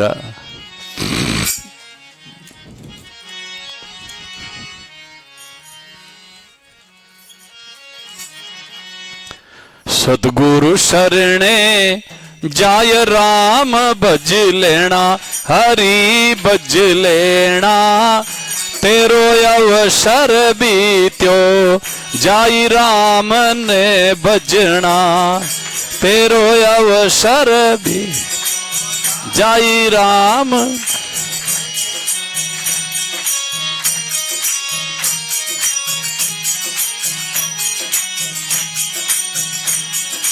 ऐ नर नारायण देह मुश्किल मिलना, मुश्किल मिलना, तुम सत को ले वो पहचान असत पर हरना, तुम सत को ले वो पहचान असत पर हरना।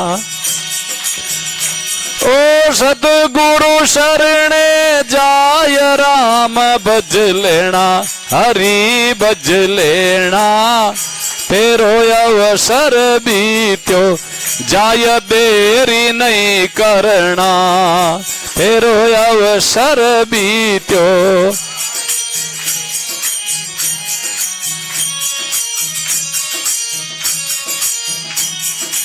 अनायातम अभिमान कबहु नहीं करना, कबहु नहीं करना, जो करोगे अभिमान 84 में पड़ना, जो करोगे अभिमान 84 में पड़ना। ओ सतगुरु शरणे जाय राम भज लेना, हरि भज लेना, तेरो अवसर बीत्यो जाई देरी नहीं करना, तेरो अवसर बीत्यो जाई देरी नहीं करना।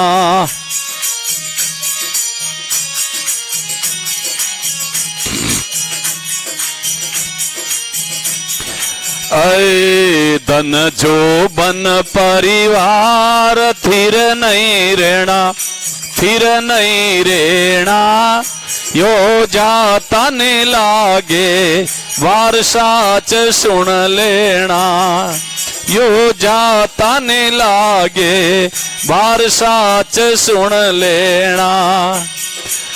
सदगुरु शरणे जाय राम भज लेना, हरि भज लेना, तेरो अवसर बीत्यो जाय देरी नहीं करना, तेरो अवसर बीत्यो।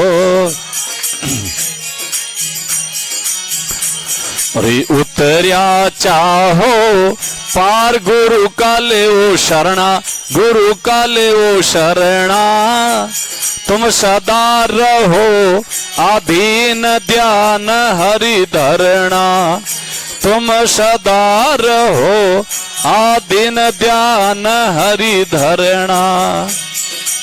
सदगुरु शरणे जाय राम भज लेना, हरि भज लेना, तेरो अवसर बीत्यो जाई देरी नहीं करना, तेरो अवसर बीत्यो जाई देरी नहीं करना।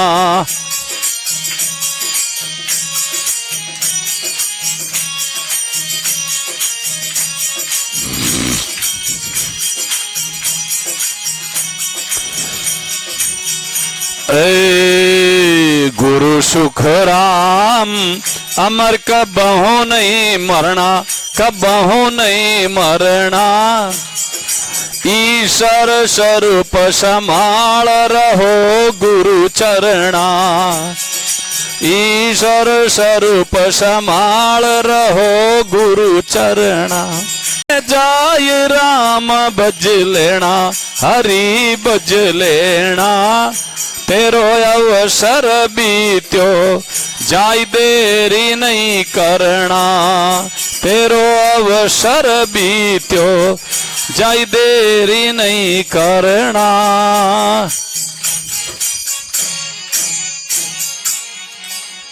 श्री रामचंद्र भगवान की। बात यही है, सत्य को स्वीकार कर लो, असत्य को अपना मत समझो।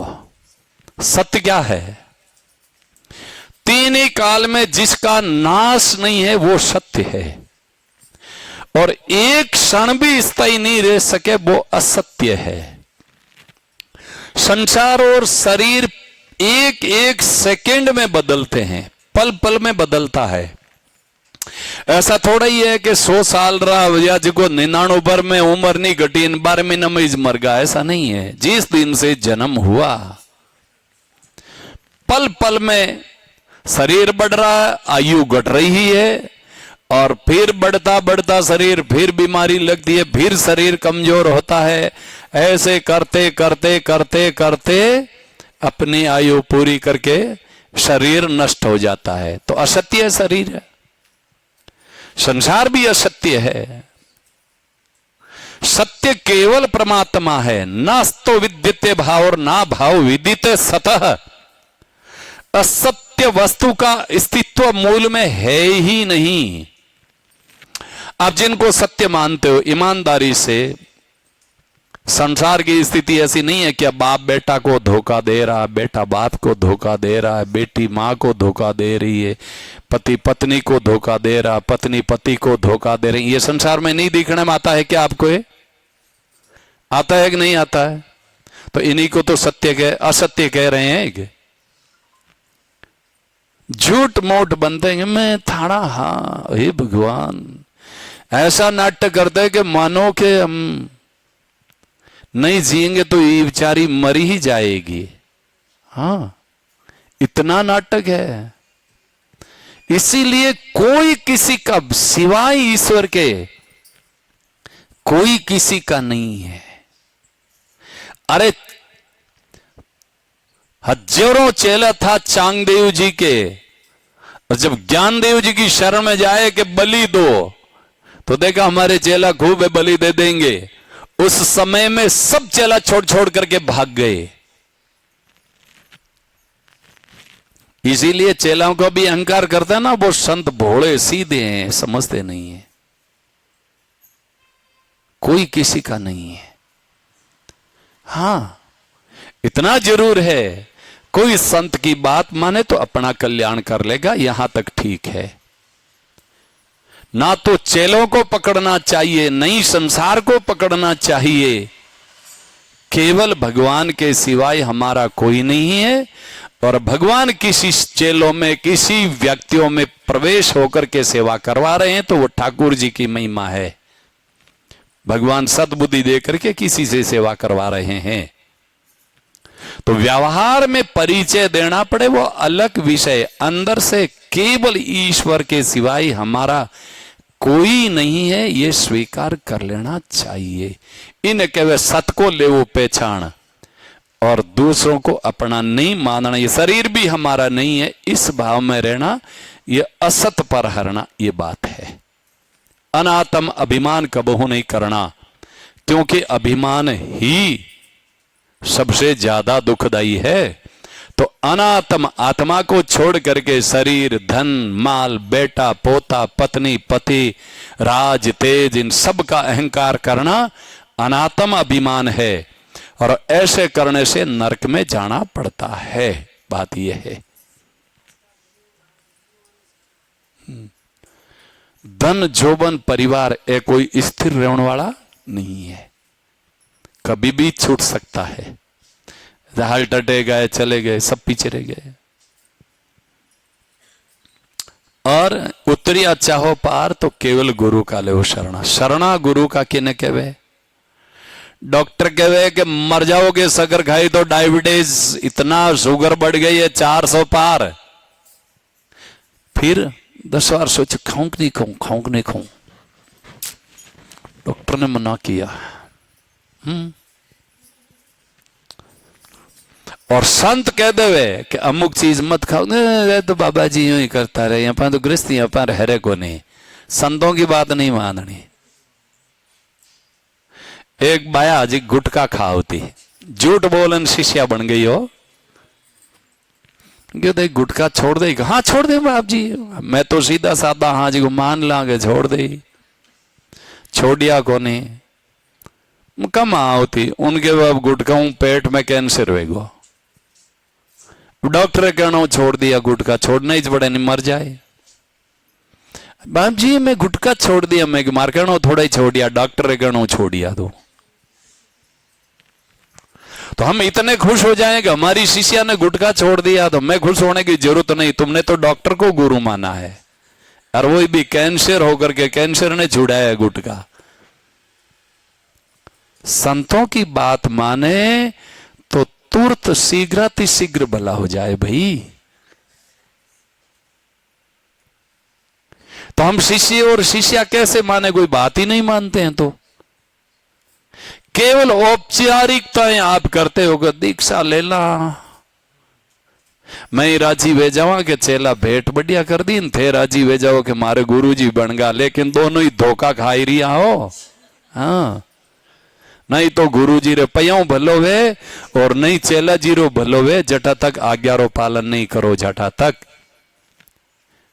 तक होटला में खाना पीना हाई हुई मन अवजी खाना, रिसोर्ट में फिरना, तुम तीर्थों में जाओ, भला चाहते हो तो भगवान का सुमरण करो, कीर्तन में जाओ, सत्संग करो, इन्हीं में भला है। इतई के करके सत्संग का समय पूरा हो गया और बात ऐसा है कि भाई हमें तो बोलना पड़ता है और अब आप 2 भजन सुना दो, फिर सत्संग आरती करो।